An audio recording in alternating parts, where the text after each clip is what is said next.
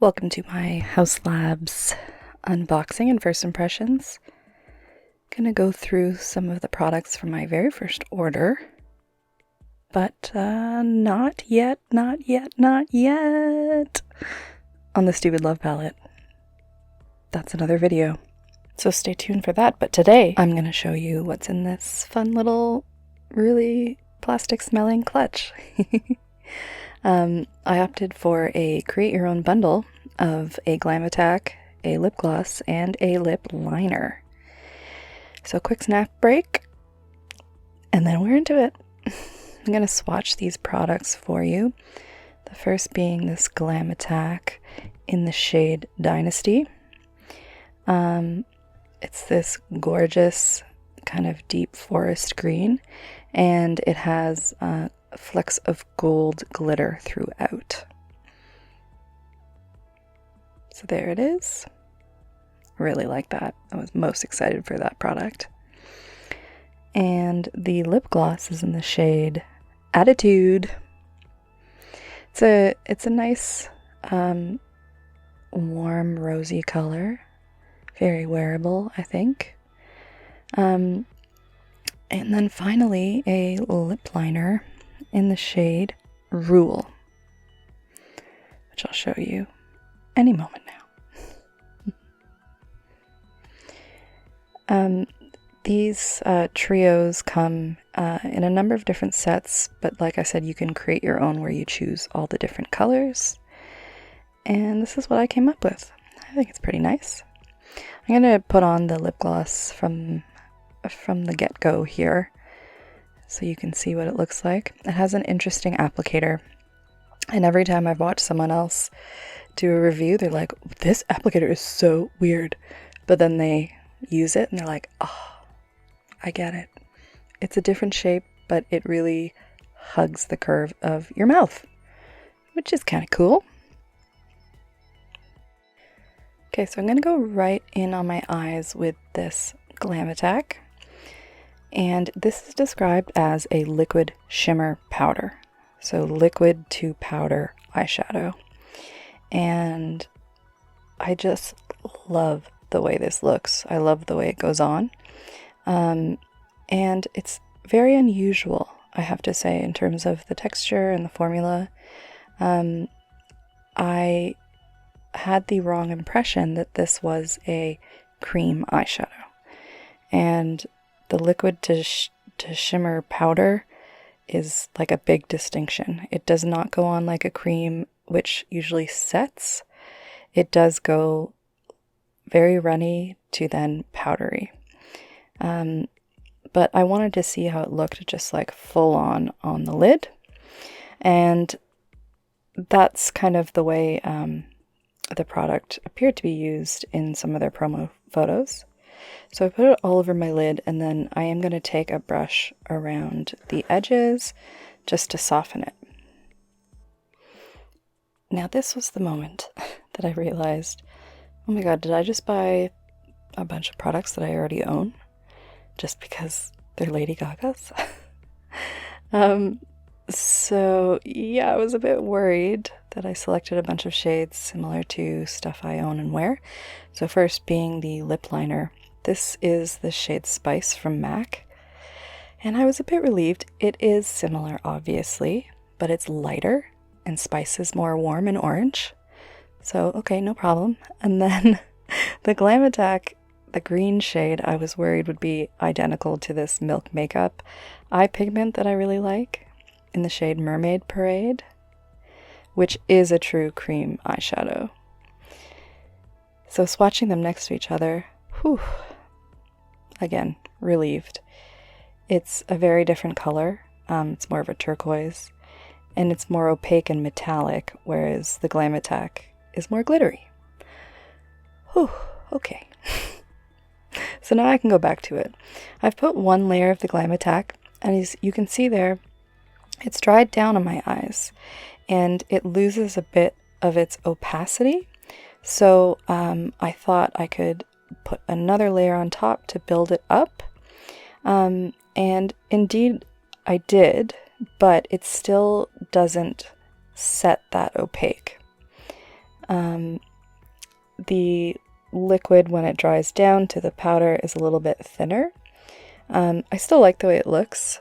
I'm the kind of person that is okay with creasing on the eyes, and I really love using a cream or more liquidy product in my eyes. But I could see why some people would have trouble with this formula, because it is such a different product, or at least that I have tried. There was another shade of Glam Attack that I was really desiring, and it's like this very intense yellow gold. I didn't get it, but I thought I'd take this gold eyeshadow from the Urban Decay Kristen Leanne palette to add to the look. I started by putting it on the corner of my eyes, the inner corner of my eyes, and then I just kind of ran with it. I don't know what this eye look is. We're on a journey, okay? But I kind of like it. It's very green and gold, very Culture Club. I've never really lined around my lids like that with a second color of eyeshadow. I think it's kind of cool. So, as I said, you can layer the Glam Attack, and I think you would want to. But I have found, since trying it this time for the first time, that it is almost best applied with a brush. I thought with your fingers or straight from the applicator would be best, because that's how I apply other cream shadows, but it's not a cream shadow. I had to kind of remind myself. And it works well over or under other eyeshadows or eyeliners. My favorite way of applying it is with kind of a fluffier brush and really smoking it out and making kind of a grungy eye look with it. I'll insert some photos here just from my phone so you can see what I mean. And I'm using the liner and gloss there. Ooh, spoiler alert. Now, I have to say I tried. I really tried. But I could not resist the urge to use my favorite Pat McGrath Labs Blitz Emerald eyeshadow. Look at that swatched there. What a great companion to this Glam Attack. Yeah, I love this eyeshadow. I've done a whole look on my channel before, just using it. And I wanted to see, how the Glam Attack was with an eyeshadow on top. And it was good. I actually think this eyeshadow complements Glam Attack and vice versa. It makes the Pat McGrath one look really great because it can look even more intense on top of a black or dark base. So in this case, using the green liquid to shimmer as a base.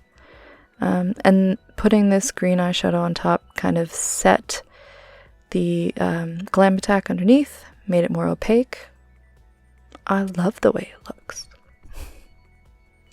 I'm gonna curl my lashes and put a little bit of black liquid eyeliner just along my lash line.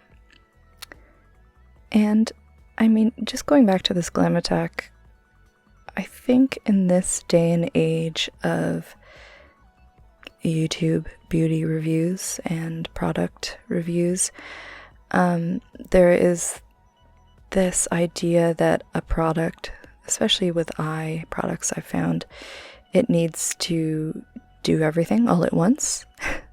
Kind of an instant gratification situation, and people might give a poor review if a product isn't instantly highly pigmented, easily blended, really strong color.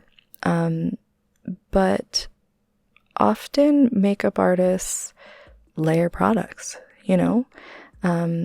products are made to be used in concert with each other or separate, but to produce different looks. I think it's nice when a product is able to give more of a range. So if something's buildable, or helps to make another product more long wearing or more opaque, It's not necessarily a bad thing.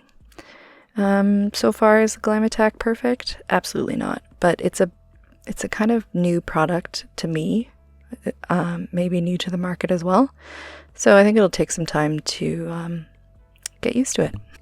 I'm going to remove the gloss that I had put on earlier so that I can try out the lip liner just on my bare lips. So again, I got the shade Rule in the Rip Lip Liner, and I'm going to just start lightly tracing the shape of my lips, and the lip liner smells like freshly sharpened pencils. Doesn't that take you back? Do kids still use pencils in school? Anyways, so I'm tracing the shape of my lip, and then I will actually fill in my lips, so to use this as kind of a base for the lip gloss that I'll put on after. I mentioned the sharpened pencil smell actually because it is a good distinction that this pencil is made of wood. Nowadays you find that lip liners and eyeliners, like even though they're sharpenable, you can tell it's not just like a solid piece of wood that they're using. Does that make sense? Anyone else notice that? Anyways, this lip liner is made of wood. And I'm putting it all over my mouth. Now, I was a little bit heavy-handed here, and I find that with this shade, it can look very dark.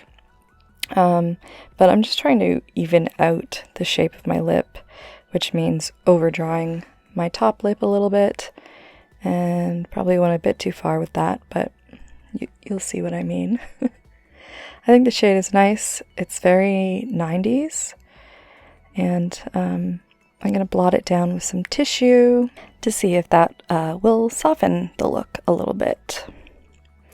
Okay, I'm going to take my hair down and floof it up and get ready to gloss. Now, I don't wear gloss often. I know it's making a comeback, and I'm very happy for it, but it just doesn't make me feel like me. I think I have like a negative connotation with it. One, my hair always sticks to it. But two, I find it can look a little bit pornographic sometimes. Yeah, it's a lot. But that being said, if you would like to make your lips look fuller and bigger, lip liner and lip gloss, my friend. Look at that. It's a lot. But I couldn't do it. I'm going to take that off, even though I just put it on, and go for like a lighter application.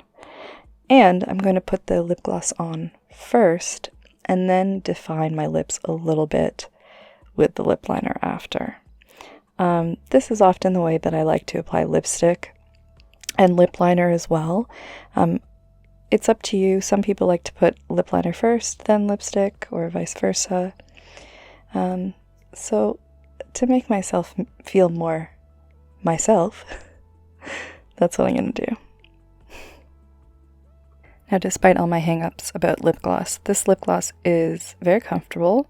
It's not too sticky, and I do like the color. I think it's pretty. And I'm going to try to wear lip gloss more often. This lip gloss does have some glitter in it, and it does really last on the lips. The color and the glitter last even once the shine has worn off, which I think is a good thing. The liner is very nice. It is a matte liner, and I found if I applied with more of a light hand, it was really pretty, and I really enjoyed it. What a relief.